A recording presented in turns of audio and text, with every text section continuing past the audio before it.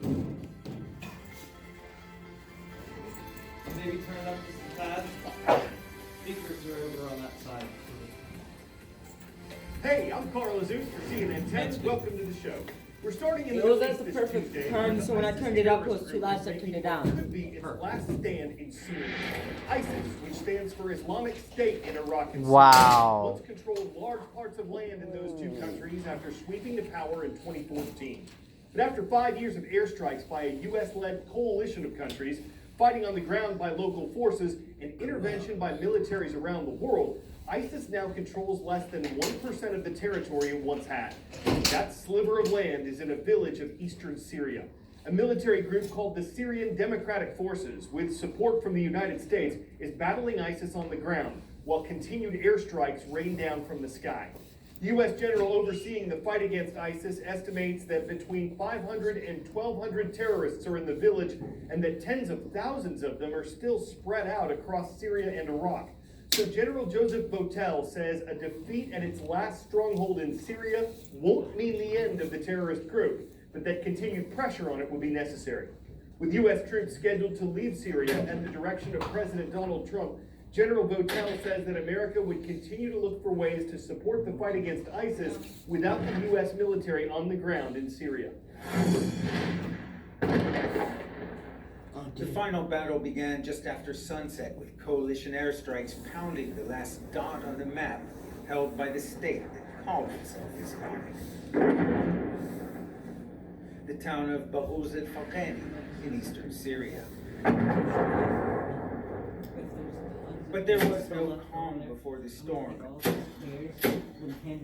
as gunners with the U.S.-backed Syrian Democratic Forces rained heavy machine gun fire down onto ISIS targets, while civilians who had stuck it out in the town made their way to safer ground. The bombing of the town continued throughout the night, intensifying at first light. The battle to take the last enclave of ISIS in Syria is now into its second day. Syrian Democratic Forces have made good progress within the town, but they are encountering some resistance from the ISIS fighters. This despite the constant heavy coalition airstrikes on the town. But as the day wore on, the going got tougher and the airstrikes increased. It's a hit, he says. ISIS has dug a network of tunnels and trenches. Its fighters, some of its most experienced and battle-hardened. This battle will not end the war on ISIS. When ISIS, the state, is replaced by ISIS, the terrorist insurgency, Jamaat, an Arab fighter tells me, it will be tougher still. This war is easy, he says. We're fighting them on a front. It will be different when it becomes guerrilla warfare. Victory of sorts is at hand. Peace in this tortured land still elusive. Ben Weedman, CNN, outside Bahuz al-Faqani in eastern Syria. 10-second trivia. In which of these products would you most likely find the organic compound oxybenzone? Sunscreen, gasoline, artificial sweetener, or hand sanitizer? Oxybenzone is commonly found in sunscreen and other cosmetic products.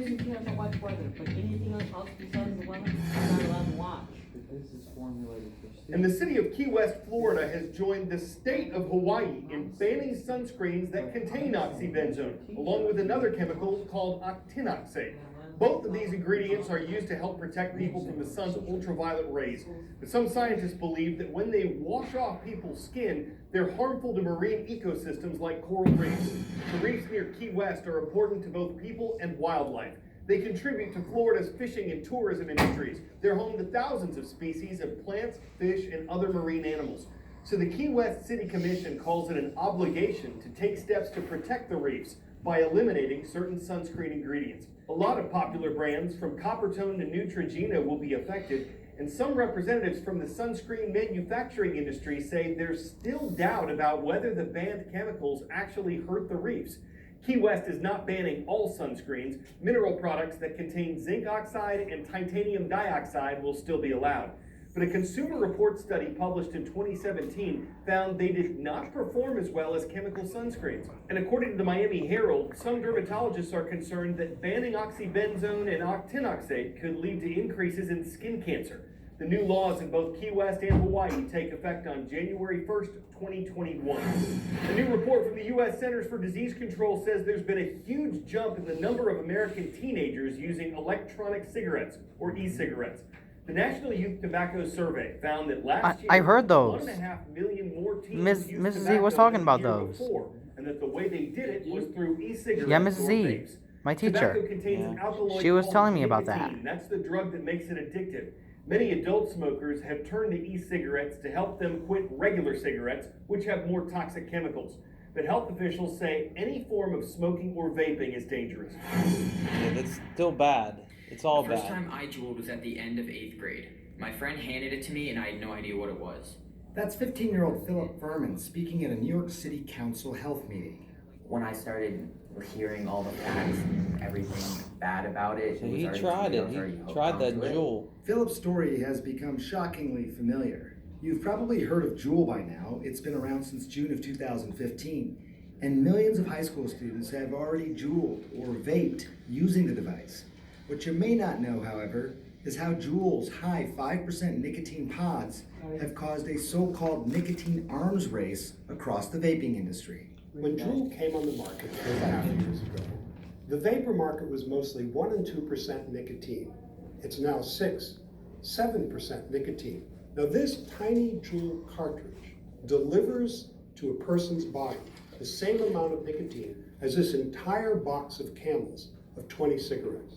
Stanford professor Dr. Robert Jackler makes his case in a study in the BMJ journal Tobacco Control. His research group has been tracking the industry for nearly a decade. When Juul came out with very high nicotine electronic cigarettes, it triggered a nicotine arms race amongst competitive companies Thank you. seeking to emulate the success of Juul. Juul is now winning the race. They now control about 3/4 of the vaping market in the United States.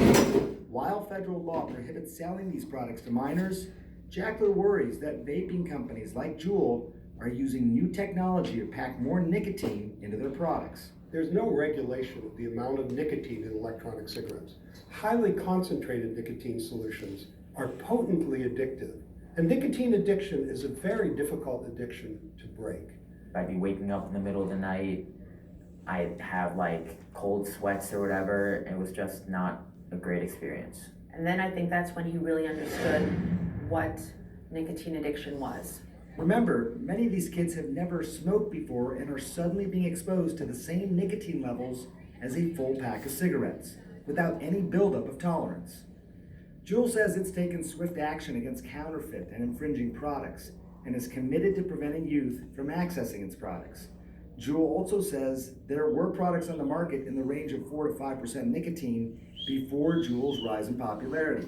But Jackler says the majority of products were much lower when Juul launched, and it was indeed the popularity of Juul that sent nicotine levels soaring. We hear about 6th graders doing it, 4th graders doing it. You know, these kids are facing a lifetime of serious nicotine addiction.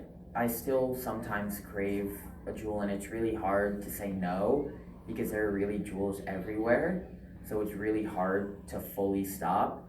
Dr. Sanjay Gupta, CNN, reporting. But before we go, For 10 out of 10 this Tuesday, we're serving up some frozen fruit. Well, more frozen than fruit. These are called ghost apples. They're a product of both Whoa. extreme cold and freezing rain in western Michigan. It's like a The man who frozen captured them on camera says they apple. formed when ice-coated rotten apples and the fruit itself slipped through, as apples have a lower freezing point than water. That left just some icy apple shells hanging on the tree. Of course, ghost apples are only a shell of themselves, but they are aptly named. It must stem or branch from the fruitographer's biting wit, a slice of his intelligence that we're happy to pick, Can I- peel, and share on No, CNN. 'cause I wanna see I'm more Carlos country. Zeus, and how do you like damn apples? Carl Zeus. Okay, Brazil.